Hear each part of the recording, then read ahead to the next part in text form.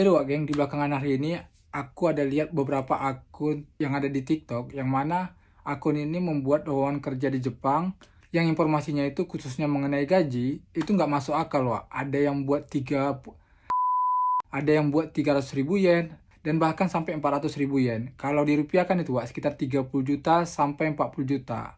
Nah, di sini aku cuma mau bilang, apalagi itu cuma bisa magang wak. Jadi aku di sini bukan mau merendahkan gaji seorang magang, tapi wak, kita realistis saja. Nggak ada gaji magang itu sampai segitu. Bahkan gaji seorang permanen di Jepang aja belum tentu bisa segitu. Nah, ini gajinya ini juga belum tahu kita gaji kotor apa gaji bersih.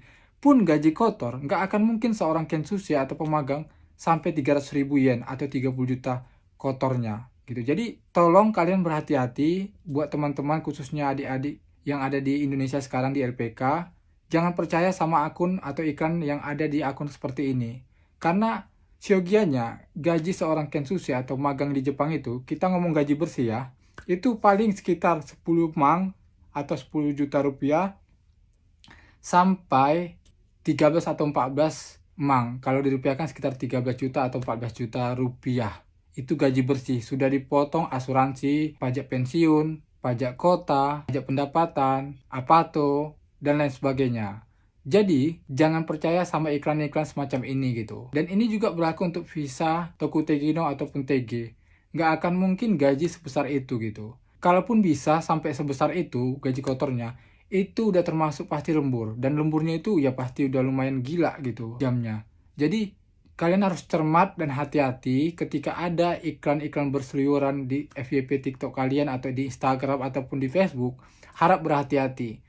Jangan mudah percaya dan jangan mudah termakan informasi kayak gini gitu. Karena nggak mungkin wak gitu. Di Jepang ini realistis saja.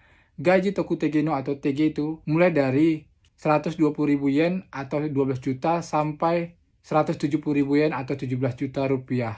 Gaji bersih. Dan itu variatif ya, tergantung perusahaan masing-masing, tergantung wilayahnya masing-masing. Soalnya Wak, kasus ditipu ini udah cukup banyak dan makin kesini makin banyak aja orang yang jadi korban. Jadi kalian jangan jadi korban baru untuk di hari-hari berikutnya. Dan buat kalian Wak, yang pengen kerja di Jepang tanpa harus masuk LPK, kalian bisa ikuti program Visa Tokutegino Mandiri. Jadi kalian cukup belajar sendiri untuk bahasa Jepangnya, persiapkan diri kalian untuk sampai di level JLPT N4 ataupun JFT A2. Nah, setelah itu kalian bisa ikuti ujian sertifikat SSW sesuai bidang kerja yang kalian inginkan. Dan ini biayanya pasti murah, nggak sebesar kalian harus masuk ke LPK. Bagi kalian yang pengen tahu cara daftar gimana untuk ujian JLPT dan ujian SSW, kalian bisa ikuti aja videoku sebelumnya. Karena di video-video sebelumnya, aku udah banyak nerangi gimana caranya untuk kerja ke Jepang secara mandiri menggunakan visa kerja Tokutegino. Jadi Wak, mudah-mudahan informasi bermanfaat bagi kalian. Kalau kalian ngerasa video ini penting, silahkan di-share sebanyak-banyaknya supaya orang-orang lebih banyak tahu dan terhindar dari korban penipuan selanjutnya. Gua Ari Wak, cabut dulu. Ciao.